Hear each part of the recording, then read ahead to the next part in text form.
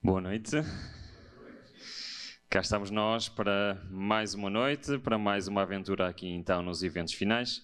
E, prezados irmãos, já estamos a avançar, não é? Já vamos para a sexta mensagem e estamos a aproximar do fim daquilo que é a cronologia dos eventos finais que temos vindo a explorar ao longo destes dias. Bom, hoje temos um tema interessante, o que é que vocês acham? O aquecimento global, sim? Mas eu queria dizer que para nós chegarmos lá vamos ter que caminhar bastante. O que quer dizer com isto? Vamos ter que ver vários conceitos primeiro antes de chegarmos lá, mas eu prometo que aquilo que temos a falar sobre este tema é bastante relevante para os dias de hoje. Sabem que quando nós começamos... obrigado. Quando nós começamos no sábado a tentar identificar pela palavra de Deus os poderes que seriam responsáveis pelas cenas dos eventos finais, nós tomamos como partida comparar o que estes poderes vão fazer no futuro com aquilo que foi feito no passado, certo?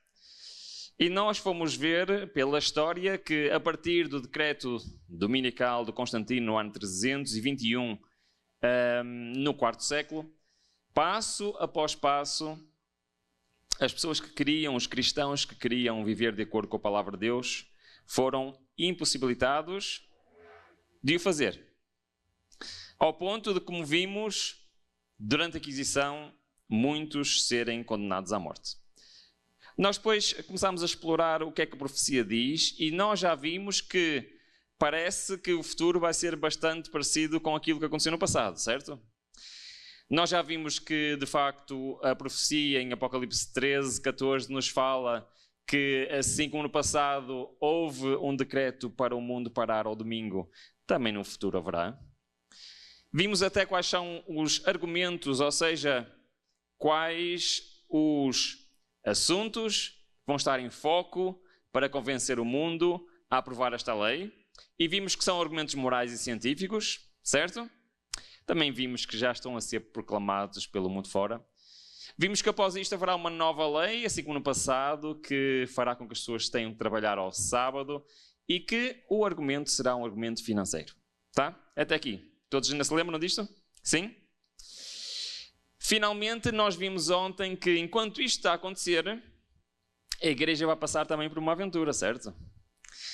Essa aventura chama-se Sacudidura, que vai preparar o povo de Deus para, finalmente, pregar o Evangelho Eterno, as 3 mensagens angélicas com alto clamor a todo mundo.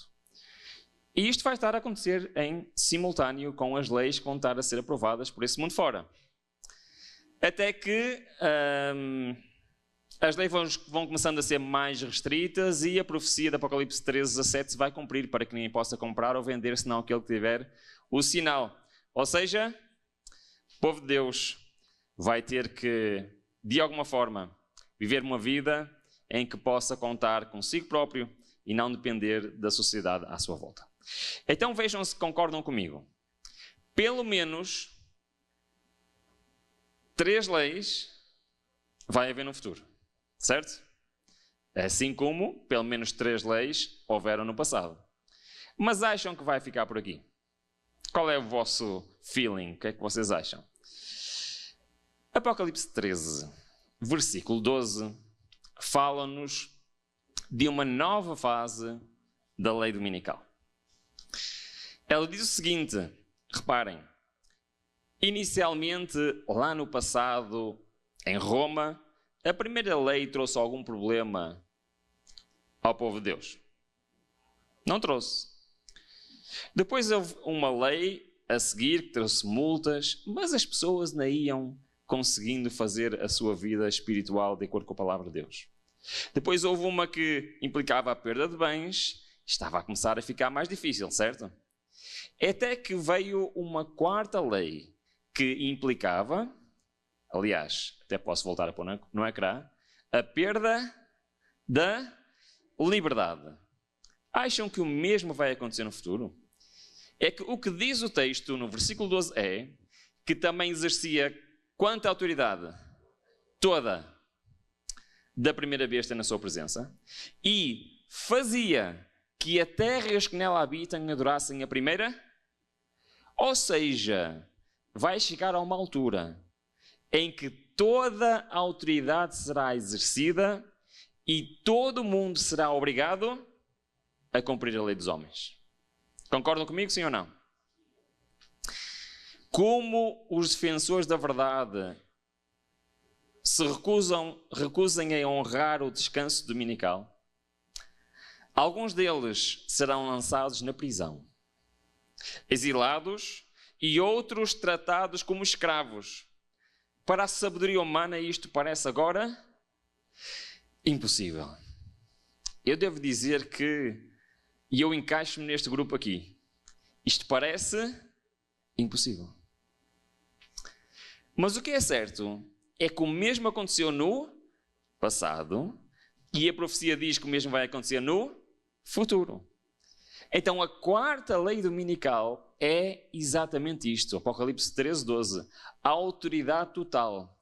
E alguns entre o povo de Deus vão perder a sua liberdade. A quarta lei dominical é pena de... Está mal escrito ali, não é? Pena de prisão. O que é que isso quer dizer? Que as coisas estão a ficar cada vez mais apertadas. Cada vez mais difíceis.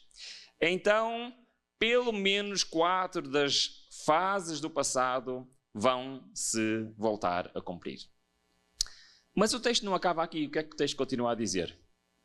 Isto parece impossível, não é?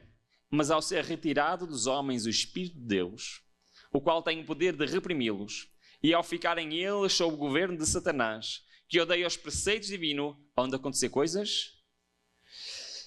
Quando esta lei for aprovada, está-se a aproximar uma nova fase nos eventos finais. Porquê é que a serva do Senhor está a dizer que o Espírito de Deus vai-se começando a retirar deste planeta? É que sabem que isto é uma profecia bíblica. Já desde o Gênesis, o que é que diz? Diz o seguinte, e diz o Senhor: não contenderá o meu Espírito para sempre com o homem. Ora, se o Espírito do Senhor não vai estar para sempre, quer dizer que ele vai ser retirado. Aliás, o apóstolo Paulo diz claramente, porque já o Ministério da Justiça opera, e ele está a dizer neste contexto, a dizer que ele se vai revelar na sua plenitude, quando o quê? Quando aquele que o retém seja retirado. E o que é que isto quer dizer? Porquê é que o Espírito do Senhor tem que ser retirado? Vamos abrir aqui um parênteses na nossa aventura nas leis dominicais. E agora vamos deixar esta terra e vamos ver o que é que está a passar no céu. É que ao longo desta cronologia dos eventos finais, nós temos acontecimentos na terra, acontecimentos na igreja e acontecimentos no céu. Todos em simultâneo a se desenrolarem. Então, enquanto estas leis estão a acontecer na terra, enquanto aquilo que nós vimos ontem está a acontecer na igreja, o que é que está a acontecer lá em cima no céu? Apocalipse tem pormenores incríveis. Por exemplo, nós acreditamos que neste momento alguma coisa está a acontecer no céu. Certo? O julgamento. E Apocalipse fala muito em julgamento. Tanto Daniel como Apocalipse falam muito em julgamento. Mas reparem, no capítulo 6 diz assim: até quando, ó soberano Senhor santo e verdadeiro, não julgas, nem vingas o nosso sangue dos que habitam sobre a terra? Está a falar de julgamento, sim ou não, este versículo? E está a falar o quê? Como se o julgamento em relação a este texto tivesse o quê? No passado, presente ou futuro? Para este texto está no... Vocês às vezes deixam-me sozinho. Está no futuro. Até quando vamos esperar pelo julgamento? Ou seja, ele ainda não começou, certo? Mas à medida que vamos avançando na cronologia do livro do Apocalipse, Chegamos a Apocalipse 11 e o que é que diz? Na verdade as nações se enfureceram, chegou porém a tua ira e o tempo determinado. Para quê? Para começar o julgamento. Concordam comigo ou não? Sim? Então, a Bíblia em Apocalipse 6 está a dizer que o julgamento está no futuro, mas em 11 está a dizer o quê? Chegou a altura para começar o julgamento. Isto é muito interessante porque em Apocalipse 16, reparem no que é que diz. Então ouvi o anjo das águas dizendo, tu és justo, tu és o que eras, o santo, pois, o que é que diz? Julgastes estas coisas. Portanto, derramaram o sangue dos santos e dos profetas. Isto é a resposta ao capítulo 6, está bem? Os santos, os mártires estão a dizer, quando é que vai julgar? Agora aqui no versículo 16, o que é que diz? Julgastes. Portanto, derramaram o sangue dos santos profetas, também sangue lhes tens dado a beber, são dignos disso. Então, no capítulo 6 temos o julgamento no futuro. No capítulo 11 temos, vai começar o julgamento. No capítulo 16 temos o julgamento no passado. Já terminou. Certo? Isto quer dizer o quê? Quer dizer que claramente em Apocalipse, o julgamento não só tem um tempo determinado para começar, como vai terminar antes da segunda vinda de Cristo. Certo? Isto é muito interessante. Mas eu tenho uma pergunta para vocês. Será que nós conseguimos saber quando é que estas coisas vão acontecer? E mais, ainda tenho outra pergunta para vocês. Aqui diz assim, há um tempo determinado para serem julgados? Pergunta, vão só ser os mortos que vão ser julgados? Porque quando Cristo voltar estão todos mortos? Não. Existem o quê? Pessoas nesta terra que não vão passar pela morte. Ok. Isto é muito interessante. Mas vamos lá ver. Como é que nós conseguimos desenvolver isso? Em Daniel 8,14 é o texto que nós usamos para identificar o início do julgamento, certo? Nós não vamos estudar este tema. E já agora recomendo a alguém que esteja aqui na sala ou até em casa que nunca estudou este tema, com certeza contactem aqui esta igreja local que terão todo o prazer em estudar consigo Daniel 8,14. Mas marca o início do julgamento. Os cálculos da profecia das 2.300 tardes e manhãs apontam para 22 de outubro de 1844. Quem é que descobriu esta data? Isto foi uma rasteira, viram? Samuel Snow. Mas quem era o precursor, então, da mensagem que Cristo iria voltar mais ou menos naquela altura? Agora sim. Graham Miller, muito bem. Graham Miller chegou a essa conclusão porque ele usou o princípio dia-ano nas profecias e fez as contas e viu que daria mais ou menos naquela altura. Samuel Snow pegou no calendário judaico e chegou exatamente ao dia. Mas, não sei se vocês sabem, quem é que propôs pela primeira vez no mundo cristão que a profecia dos 2000 tardes e manhãs eram 2300 anos? Alguém sabe? Isaac Newton. Um dos maiores físicos e matemáticos da história. Isaac Newton escreveu mais sobre profecia do que sobre física. E ele era um grande estudioso de Daniel e Apocalipse. O livro dele é espetacular. É certo que Isaac Newton não conseguiu identificar as datas, mas foi ele o primeiro a propor 2300 tardes e manhãs. Era dias. 2300 tardes e manhãs eram anos. Então o que é que acontece? Muitas vezes os adventistas são acusados de inventarem profecia e terem uma visão profética diferente dos outros cristãos. Mas a realidade qual é? É que todos os protestantes acreditavam nisto originalmente. Foi pela maneira histórica como nós vemos as profecias que Martinho Lutero identificou quem era a Babilónia. Sabiam que foi Martinho Lutero que identificou quem era a Babilónia? Não foram os adventistas. que Isaac Newton determinou que as 70 semanas de Daniel, as 2.300 tardes e manhãs e os 1.260 dias eram anos proféticos.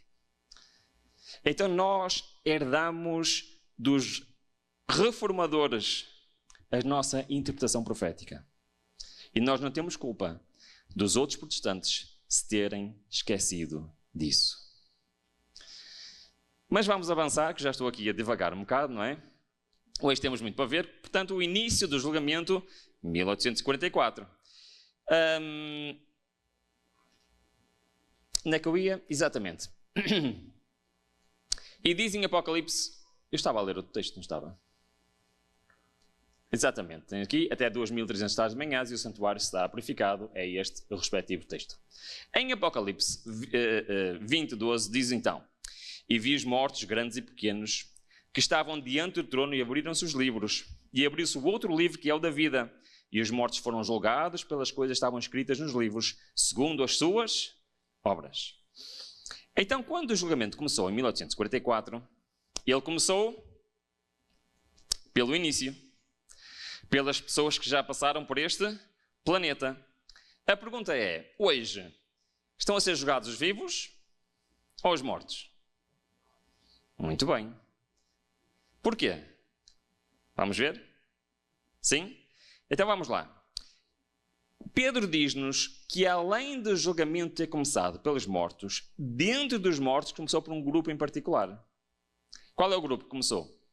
Diz o seguinte: porque a ocasião de começar o juízo pela casa de Deus é chegada. Ora, se primeiro vem por nós, qual será o fim daqueles que não obedeceram ao Evangelho de Deus? Então temos dois princípios, não nos podemos esquecer disto, é muito importante. O julgamento começou pelos e pela casa de Deus, pelo seu povo, certo? Não há dúvidas? Podemos continuar? No entanto, Cristo não é um juiz só de mortos, também é um juiz de... O que é que diz em Atos 10? E nos mandou pregar ao povo e testificar que ele é quem foi constituído Deus juiz de vivos e de mortos.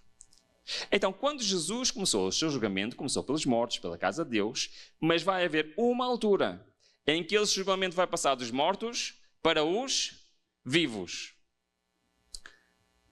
Acham que isto é uma informação relevante ou não? O que é que acontece se uma pessoa que está viva for julgada lá no julgamento celestial?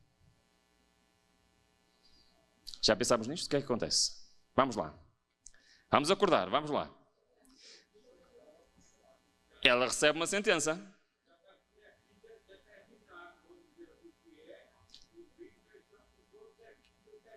Muito bem. Então isso quer dizer que se um vivo fosse julgado, o seu destino eterno está determinado, selado. Ou para a vida eterna, ou para a morte eterna. Muito bem. Então, como é que nós podemos saber quando é que isto vai começar? Eu queria que abríssemos a nossa Bíblia. Agora eu vou fazer perguntas difíceis, pode ser? Vamos abrir a nossa Bíblia em Apocalipse, capítulo 3. E vamos ler um pequenino texto que é assim um pouco estranho, está bem? Apocalipse 3 e versículo 3. Vamos tentar prestar bem atenção ao que é que diz este versículo. Diz o seguinte: lembra-te, pois, do que tens recebido e ouvido, guarda-o e arrepende-te. Porquanto se não vigiares, virei como um ladrão, e não conhecerás de modo algum em que hora virei contra ti. É estranho este versículo, sim ou não? É. O que é que quer dizer este versículo? Primeiro, este versículo está a ser enviado ou falado para quem? Para quem não conhece a verdade? Certo? Então reparem o que é que diz. Lembra-te do que tens quê? Recebido, ouvido e... alguma coisa que vos faz lembrar isto? Não se lembram da primeira mensagem que nós falamos? De Apocalipse 1:3, que dizia assim: Feliz é aquele que ouve, lê e guarda. Lembram-se? Então, esta mensagem é para quem? Para quem não conhece a profecia ou para quem conhece a profecia? Concordam todos? Sim? Boa. Eu também concordo. Então, diz o seguinte: porquanto se não vigiares, virei como um ladrão, e não conhecerás de modo algum a hora em que virei contra ti. Está a falar de que acontecimento?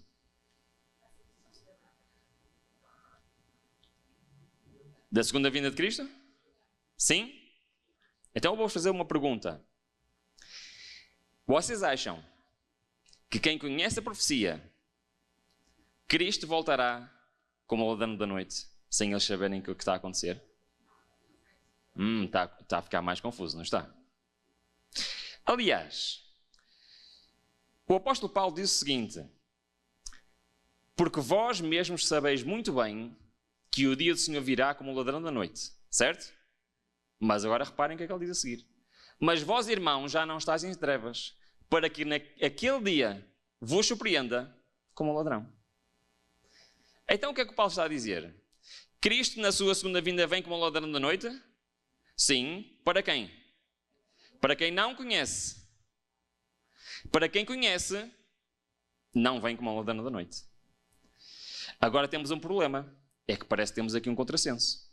É que este versículo está a dizer que aqueles que conhecem, se não vigiarem, Cristo virá como um ladrão da noite. Está confuso ou não? Não? Então vamos lá. Eu quero vos propor uma tese. Está bem? Uma tese. Este versículo não está a falar da segunda vinda de Cristo.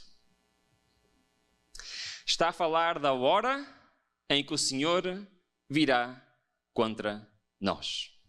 Entre aspas, não é? Contra nós. E agora, Ruben, o que é que tu queres dizer com isso? Bom, é fácil. Vamos ler.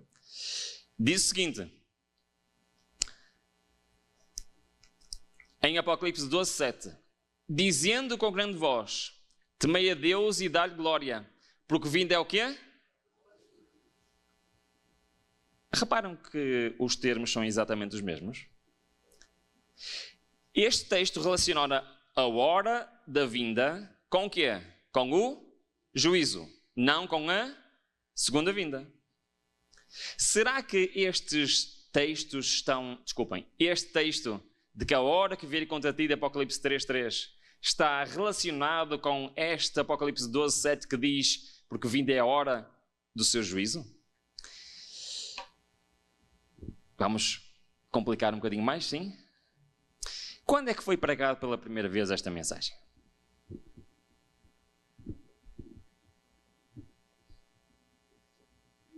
As 3 mensagens angélicas foram pregadas antes de 1844, sim ou não? Sim. É verdade que eles enganaram-se no acontecimento. Mas a data foi pregada. E o que é que começou em 1844? O quê? O julgamento.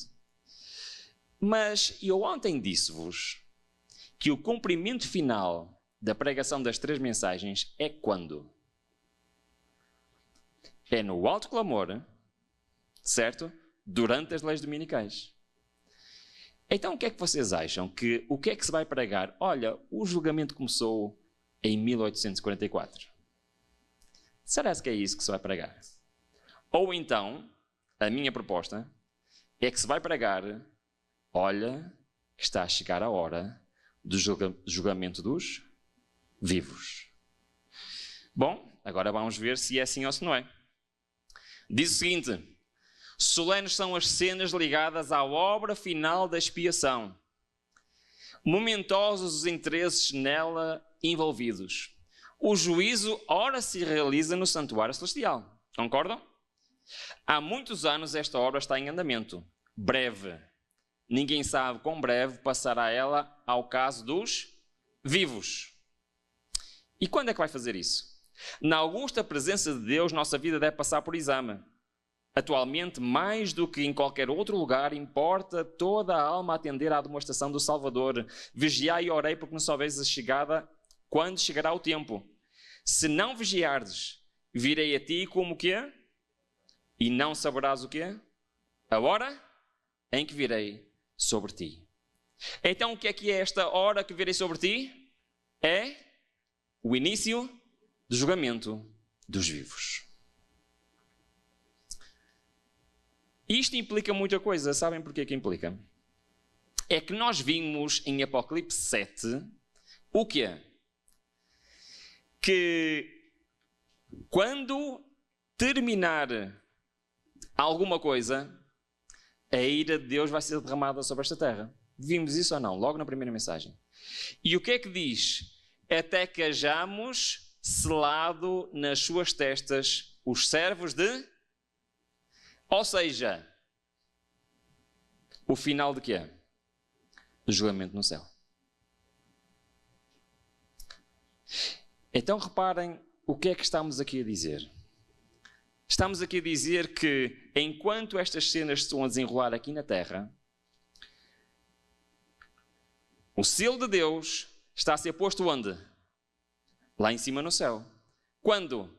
Quando começar o julgamento dos vivos.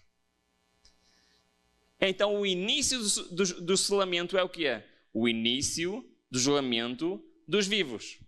E para poder haver no selamento, o que é que nesta terra tem de haver? Uma lei que define o que é? Ou escolha a lei de Deus, ou escolha a lei dos homens. Porque lá em cima no julgamento, o que é que está a acontecer? Ou estão a ser selados com o selo do Deus Altíssimo, ou então estão a ser selados com a lei do inimigo. Perceberam? Sim? Então, o início do julgamento dos vivos só pode acontecer depois da segunda lei dominical. Porque até lá não há selo ou sinal da besta, ainda não há selamento. Então o que é que nós sabemos?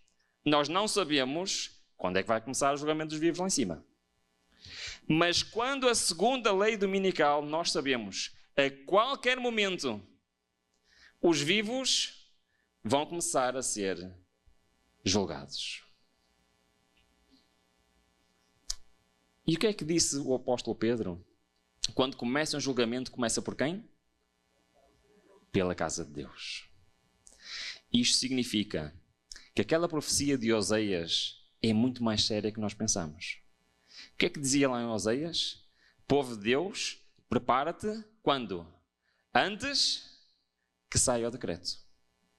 Porque quando sair o decreto, o povo de Deus já não tem tempo nem oportunidade para se preparar.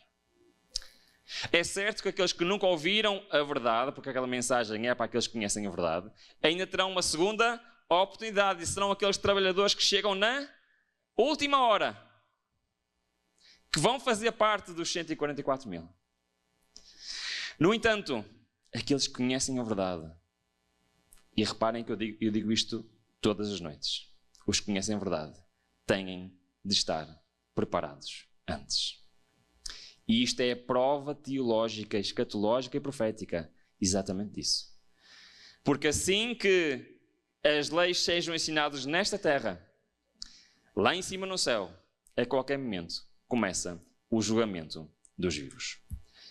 Ora, se começa o julgamento dos vivos, há uma nova fase, quando terminar o julgamento dos vivos, há uma nova fase que vai iniciar nesta terra, como eu estava a dizer há bocado. Qual é essa fase? É que, de acordo com o que vimos em Apocalipse 7, assim que o julgamento termina, aqueles que estão a segurar a ira de Deus, o que é que vão fazer? Largar. E a ira de Deus vai então chegar a esta terra. Outra pergunta, o que é que vimos na primeira mensagem? Para quem é a ira de Deus? Para aqueles que não têm o selo do Deus vivo. Aqueles que têm o selo do Deus vivo são comparados aqui a uma árvore que não será atingida pela ira de Deus. Esta é a grande promessa do Senhor para cada um de nós. Mas aqueles que não estão selados pelo selo de Deus Altíssimo, o que é que vai acontecer? Diz então, vi no céu ainda outro sinal grande e admirável, 7 anjos, tinham as 7 últimas pragas, porque nelas é o quê? Consumada a ira de Deus. Por isso, as pragas, as últimas 7 pragas do Apocalipse são a descrição daquilo que fala em Apocalipse capítulo 7. Ora, quando é que isto pode começar? Diz em Apocalipse 15, 5 a 7, diz o seguinte: Depois disto olhei, e abriu-se o santuário do tabernáculo do testemunho no céu. E saíram do santuário os 7 anjos que tinham as 7 pragas, vestidos de linho puro e resplandecente e cingidos à altura do peito com cintos de ouro. Um dos 4 seres viventes deu aos 7 anjos 7 taças de ouro cheias da ira do Deus que vive pelos séculos dos séculos. O que é que está prestes a acontecer? Simbolicamente, as taças da ira de Deus vão ser derramadas sobre esta terra. Mas o texto continua no versículo 8 e diz: E o santuário se encheu de fumaça pela glória de Deus e pelo seu poder, e ninguém podia entrar no santuário enquanto não se consumasse o quê? As 7 pragas dos 7 anjos. Pergunta: se o santuário está fechado, se ninguém pode entrar ou sair, o que é que já aconteceu? O final do julgamento. Então, as pragas, as 7 últimas pragas, só caíram nesta terra quando já o que ia terminar no céu? O julgamento. Então reparem, terminaram os 4 ministérios de Cristo lá no santuário celestial. Terminou o julgamento, que é um desses ministérios. Todos os vivos estão selados. Iniciou-se a execução do juízo. Concordam? Sim? Pelo que estamos a ver? Muito bem. Então temos a seguir um texto bíblico que eu queria vos dizer que não tem nada de polémico. É doutrina adventista desde o início. E se alguém virem alguém dizer o contrário, não é doutrina adventista nem é doutrina bíblica. O que acontece quando acabar o julgamento lá em cima? Irá acontecer que quem é injusto seja injusto ainda. E quem é sujo seja sujo ainda. E quem é justo seja justificado ainda. Quem é santo seja santificado ainda. E eis que cedo venho. E o meu galardão está comigo para dar a cada um segundo a sua. Antes da vinda de Cristo. E isto vai ser uma realidade. Quando o julgamento no céu terminar, os salvos e os ímpios têm o seu destino selado. E durante o tempo entre o final do julgamento e a vinda de Cristo, o que é que os salvos não podem fazer? Sabem porquê? Porque o julgamento já terminou. Jesus já não é o meu mediador, Jesus já não é o meu advogado, nem o meu juiz. Já não há perdão do pecado, já não há arrependimento. Se alguém dentro do povo de Deus pecasse neste período, todo o plano de salvação terminaria ali. Porque Deus teria julgado e aprovado alguém que teria pecado e que iria para o céu com pecado. Se alguém vos disser o contrário, isso não é uma doutrina bíblica, nem é uma doutrina adventista. Era impossível serem derramadas as pragas enquanto Jesus oficiava no santuário. Mas terminando ali a sua obra e encerrando-se a sua intercessão, nada havia para deter a ira de Deus. E ela irrompeu com fúria sobre a cabeça do desabrigada do pecador culpado, que desdenhou a salvação e odiou a correção. Naquele tempo terrível, depois de finalizada a mediação de Jesus, os santos estavam a viver à vista de um Deus Santo sem intercessor. Cada caso estava decidido. Bom, agora só falta vermos o que é que isto tem a ver com o aquecimento global, certo? É a única coisa que falta ver. Até aqui, estamos todos juntos? Tem lógica? Faz sentido? Sim? Temos a ver o que é que está a acontecer no céu enquanto os acontecimentos acontecem nesta terra. Então, o julgamento terminou, os vivos foram todos julgados, toda a gente está selada, e então é a altura de caírem sobre esta terra as 7 últimas pragas. Como nós vamos ver amanhã, existe um tempo determinado para isto, está bem? Mas não é o tema de hoje, vamos ver amanhã. Se nós lermos as 7 últimas pragas que se encontram em Apocalipse 16, nós não temos tempo para estudá-las com calma, por isso eu vou pôr só no ecrã o resumo, está bem? A primeira praga é uma úlcera maligna e dolorosa sobre os que têm o sinal da besta. É exatamente o que está escrito em Apocalipse capítulo 16, certo? Ou seja, a primeira praga é uma doença terrível. Mas logo na primeira praga está lá a explicar, olha, atenção, aqueles que estão selados por Deus não é para vocês, certo? A segunda é o mar em sangue e a morte de animais marinhos. A terceira é rios e fontes das águas em sangue. O quarto é o aumento da atividade solar, grande calor e incêndios. Agora vou fazer uma pergunta. Isto parece-vos com alguma coisa que nós ouvimos hoje nas notícias? Parece? Sim, um pouquinho. Então, o que é que eu fiz? Eu fui aos sites oficiais que falam sobre o aquecimento global e o que vai acontecer neste mundo e encontrei vários artigos e especialmente um artigo de uma professora doutora aqui do Brasil, vou pôr já o site no ar, em que tem um resumo de tudo o que os cientistas dizem que vai acontecer a este mundo por causa do aquecimento global, está bem? E não vai ser novidade para ninguém, tá?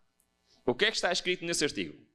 Que vai haver o quê? Um aumento de doenças, uma diminuição da biodiversidade, certo? Vai haver um aumento da temperatura global, um aumento nos incêndios, um aumento nas condições climatéricas, tempestades, etc. Uma diminuição dos glaciares e um aumento do nível do mar. Ok? Novidade para alguém? Não? Todos já ouviram isto, não já? Isto aprende-se na escola. Ora, muito bem.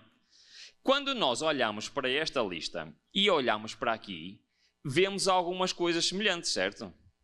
Parece-vos que uma úlcera maligna e dolorosa é um aumento das doenças? O que é que vocês acham? Sim, parece que sim. Fala em morte de animais marinhos, parece-vos uma diminuição na biodiversidade? O que é que vocês acham? Parece. Um aumento da atividade solar, grande calor, parece-vos um aumento de temperatura? Parece, não parece?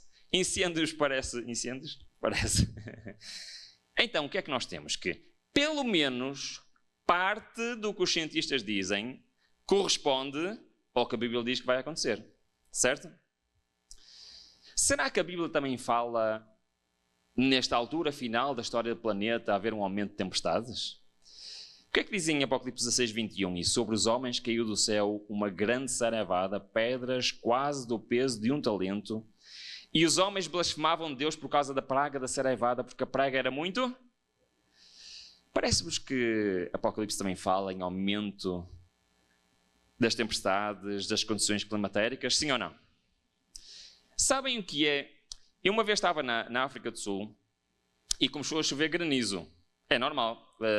Em Portugal existe granizo muitas vezes. Aqui também existe granizo. Sim. Pequeninas pedrinhas de gelo. Só que naquele dia foi diferente.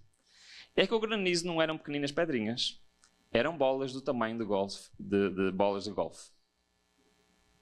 Então, nós estávamos na autoestrada e toda a gente estava a tentar arranjar abrigo debaixo das pontes. Porquê? Porque aquelas pedras, do tamanho de bolas de golfe, estavam a amassar os carros e a partir os vidros. Isto foi literal, eu vivi isso. Só que aqui fala de pedras do peso de um talento. Alguém sabe quanto é que pesa uma pedra de um talento? 60 quilos.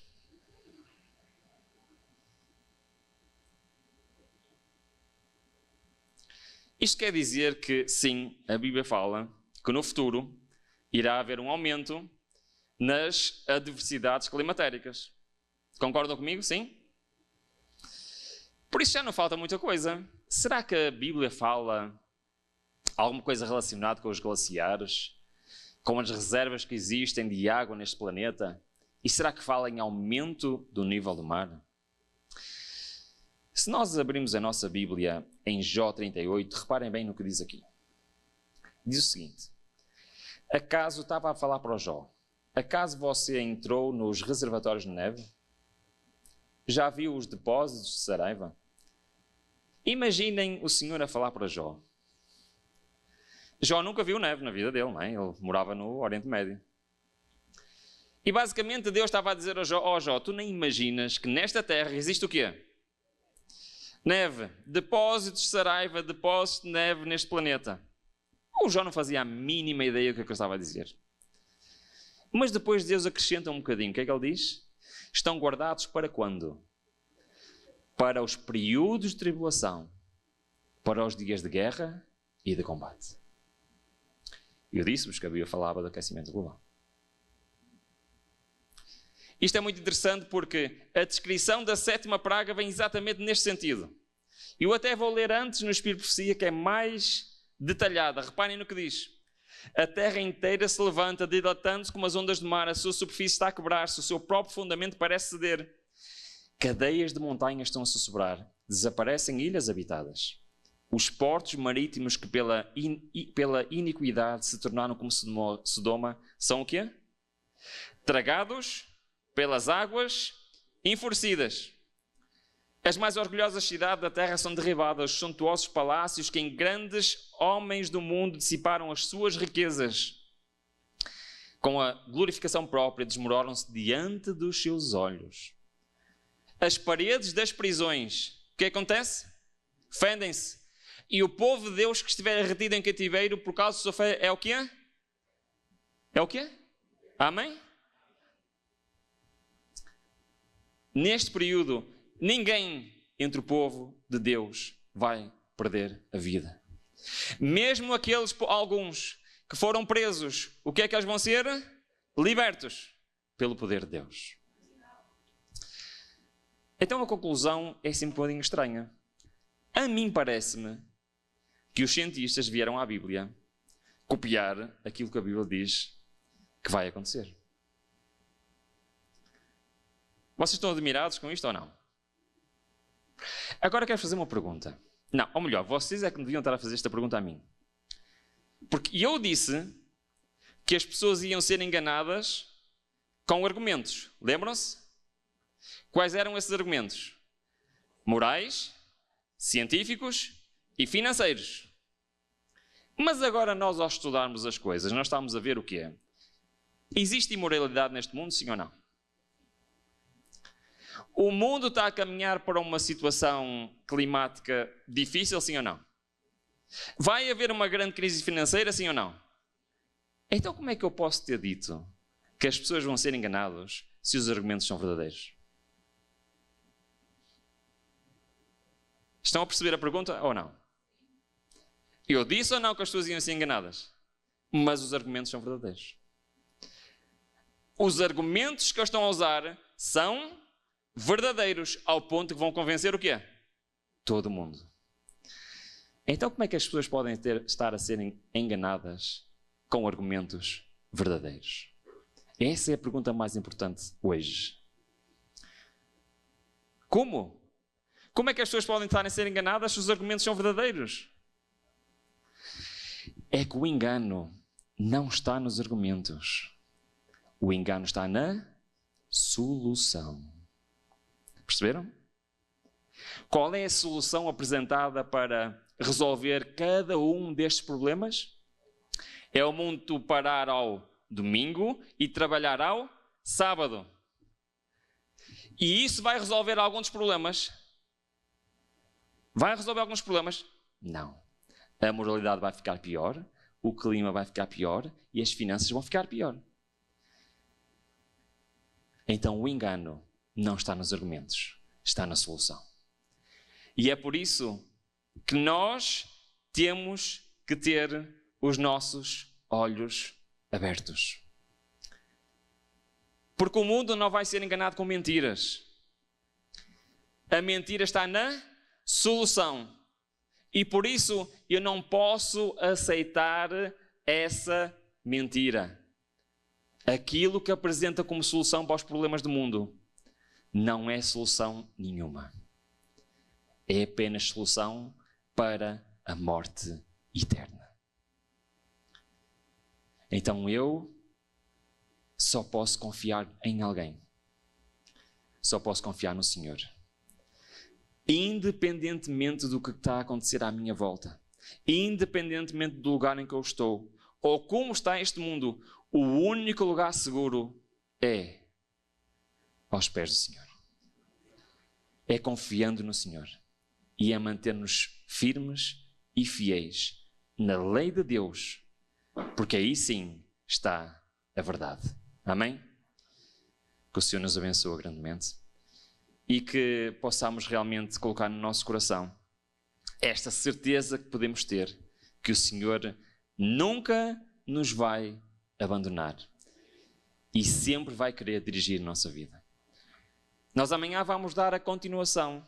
É que sabem, ainda não terminou. Antes da vinda de Cristo, ainda faltam 2 acontecimentos muito importantes. E então convido-vos a estar amanhã para nós vermos quais são esses acontecimentos e porque é que nos eventos finais existe uma profecia que é uma grande promessa para o povo de Deus hoje e nós todos estamos envolvidos nessa profecia.